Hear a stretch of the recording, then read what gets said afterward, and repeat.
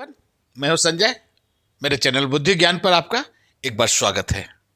दोस्तों, आज हम लोग फिर से कॉन्स्टिट्यूशन ऑफ इंडिया पर चर्चा करने के लिए एकत्रित हैं और इसके भाग एक पर ही हम लोग चर्चा कर रहे हैं।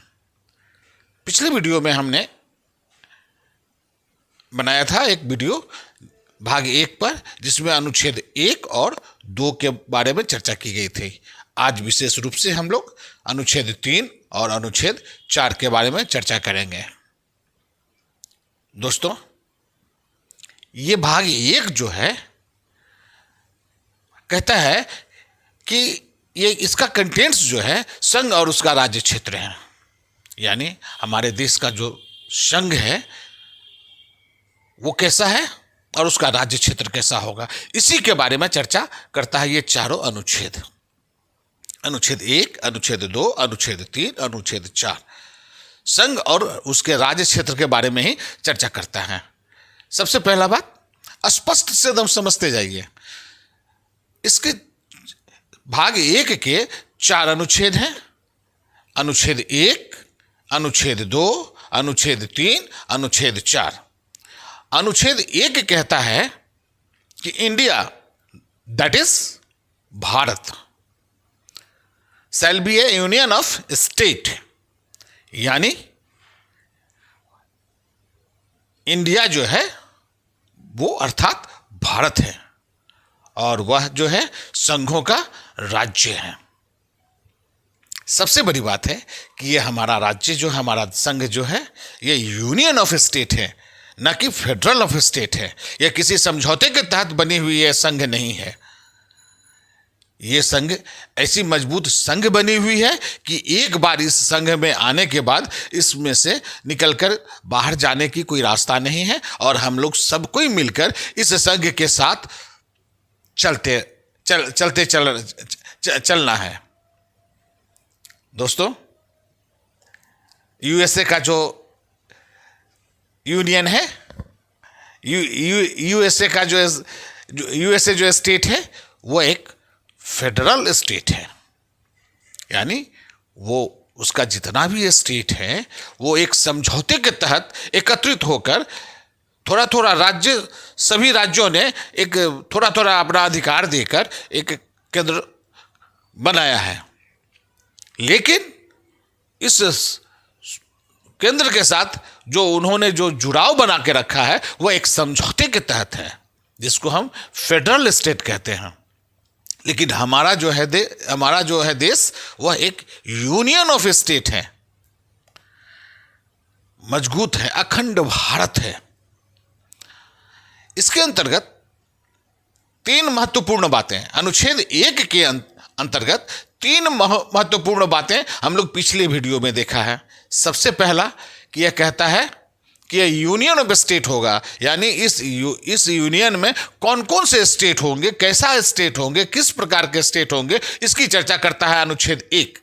भाग 1 का अनुच्छेद 1 कहता है कि राज्यों का क्षेत्र होगा। सबसे पहला क्षेत्र ये जो होगा, पहला जो होगा राज्यों का क्षेत्र होगा, यानी स्टेट होगा।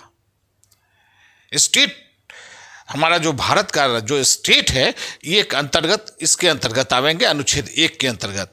दूसरा आएगा संघ राज्य क्षेत्र, यानी यूनियन टेरिटरी। और तीसरी महत्वपूर्ण बातें हैं कि वो भी राज्य हमारे इसके अंतर्गत आएंगे जो इस देश ने एक अर्जित किया हुआ भूखंड होगा, अर्जित किया हुआ कोई राज्य होगा, वो भी अनुच्छेद 1 के अंतर्गत ही आएंगे।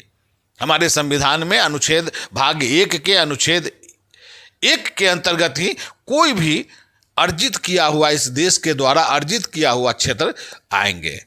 मान लिया जाए जैसे कि हमारे जो स्टेट सब जो हैं, जो अगल बगल के जो राज्य है, देश जो हैं, जैसे पाकिस्तान है, नेपाल है, भूटान है, बर्मा है, श्रीलंका, अगर कोई चाहे कि हम भारत में मिल जाएं तो वह किन प्रक्रियाओं के तहत मिलेगा? तो वह भाग 1 के अनुच्छेद 1 के अंतर्गत जो प्रक्रिया दी गई है उसके आधार पर ये हमारे देश में मिल जाएंगे। तो यह कहता है कि भारत एक अर्जित की हुआ राज्य भी अनुच्छेद 1 के अंतर्गत ही रखा जाएगा। अब दूसरा अनुच्छेद जो है ये कहता है कि नए राज्यों का प्रवेश और स्थापना, यानी एडमिशन और एस्टेब्लिशमेंट ऑफ न्यू स्टेट, यानी जो स्टेट भारत में नहीं है, जो स्टेट भारत में नहीं है, उसका एडमिशन और उसका एस्टेब्लिशमेंट दोनों जो है अनुच्छेद 2 भाग 1 के अनुच्छेद 2 के अंतर्गत उसमें सारी प्रक्रिया दी गई है, उसके अंतर्गत वो सब आ जाएंगे। तो इसमें वैसे स्टेट आएंगे जो भारत के अंतर्गत अभी तक नहीं है। वो नए स्टेट अगर आना होगा भारत में, मिलना होगा भारत में, तो हम उसको अनुच्छेद 2 के तहत जो प्रक्रिया दी गई है उसके अंतर्गत हम उसको भारत में मिलाएंगे। ये 2 अनुच्छेद हमने पिछले वीडियो में आपको बता चुके हैं, ये आपका रिकैप के लिए था। अब हम ध्यान देते हैं कि हमारा अनुच्छेद 3 क्या कहता है।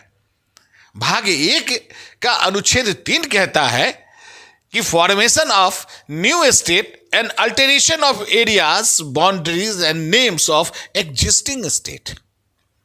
अब थोड़ा सा ध्यान यहां खाली कंसंट्रेट हो जाइए कि ये हमारा अनुच्छेद 3 क्या कहता है। कि अनुच्छेद कहता है कि कोई भी नया राज्य अगर बनाना होगा, संसद को यह पावर है कि कोई भी अगर नया राज्य बनाना होगा या उसके एरियाज में कोई माने कि तब्दीली लानी होगी, उसके बाउंड्री में कोई तब्दीली लानी होगी या उसके नाम में कोई परिवर्तन करना होगा, तो हम अनुच्छेद 3 के तहत, भाग 1 के अनुच्छेद 3 के तहत इसमें हम फेरबदल कर सकते हैं। यह संसद को पावर है। जैसे अगर कोई एक स्टेट है या कोई एक नया स्टेट, जैसे आंध्र प्रदेश को तोड़ के तेलंगाना एक नया स्टेट बनाया गया, संसद को यह पावर है। इसके लिए बहुत कुछ करने की कोई आवश्यकता नहीं है, सिर्फ इतना करना है कि इसका जो भी काम करना है वो संसद के 50% बहुमत से पास करा देना है। तो 50% बहुमत से तो सरकार बनती ही है। 50% बहुमत से कम रहने पर कोई भी सरकार, कोई भी गवर्नमेंट जो पावर में रहती है उसके पास में 50% तो ताकत रहता ही है, पावर रहता ही है। तो 50% ही बहुमत से इसको पास करना है। इसके लिए कोई मगजमारी नहीं है, सीधी बात। यह संसद को पावर है, यह गृह मंत्रालय के अंतर्गत आता है और यह संसद को पावर है कि यह किसी भी स्टेट को एक नए स्टेट को बना देगा या 2 स्टेट को जोड़ के एक तीसरे नए स्टेट का बनाने की फॉर्मेशन कर देगा, या किसी राज्य के उसके सीमा क्षेत्र में, एरिया में उसके कोई तब्दीली अगर लाना होगा तो वो कर सकता है, या उसके क्षेत्र के कोई बाउंड्री, किसी भी राज्य के क्षेत्र के बाउंड्री में अल्टरेशन करना हो तो वो संसद को पावर है, वो कर देगा। या किसी भी स्टेट का नाम परिवर्तन करना है तो वह भी कर देगा। सिर्फ करना इसमें इतना ही है कि राष्ट्रपति सिर्फ संबंधित जिस राज्य को हम तोड़ रहे हैं या जोड़ रहे हैं उससे सिर्फ फॉर्मली जो है अनुमति मांगेंगे। राष्ट्रपति हमारे उस राज्य से अनुमति मांगेंगे, लेकिन उस राज्य के अनुमति को राष्ट्रपति को दे या न दे, राष्ट्रपति को उस राज्य के अनुमति को मानने की बाध्यता नहीं रहेगी। दूसरी चीज, हमारा अनुसूची जो है 1 और 4, इसमें भी सुधार करने की आवश्यकता होगी। अगर कोई नया राज्य बनता है तो अनुसूची 1 में हम जोड़ेंगे, और अनुसूची 4 कहता है कि उस राज्य से, कोई नए बने हुए राज्य से या कोई टूटे हुए राज्य से, उसमें राज्यसभा के सीट क्या होगा, इसमें भी सुधार करना आवश्यक है। तो यह संसद को पावर है कि वो अपने पावर से किसी भी राज्य को, नया राज्य का एरियाज बदल सकता है, उसके बाउंड्री में परिवर्तन ला सकता है, उसके नाम में परिवर्तन ला सकता है। अब बहुत ध्यान से सुनिएगा, अनुच्छेद 4 क्या है। अनुच्छेद 4 कहता है कि अगर अनुच्छेद 2 व 3 को अनुच्छेद 368 के तहत नहीं देखा जाएगा, यानी अगर कोई भी नया राज्य भारत में शामिल करना हो, जो भारत में पहले से नहीं रह रहा हो, एकदम नया राज्य हो, उसको शामिल करना हो, या भारत में कोई एग्जिस्टिंग स्टेट को तोड़ के उसके नाम में, सीमा में, बाउंड्रीज में परिवर्तन करना हो, तो उसको जो है 368 के अनुच्छेद 368 के तहत नहीं देखा जाएगा। दोस्तों, ये 368 है क्या चीज? तो ये कहता है कि power of parliament to amend the constitution, constitution बनाने का अधिकार 368 के तहत पार्लियामेंट को है।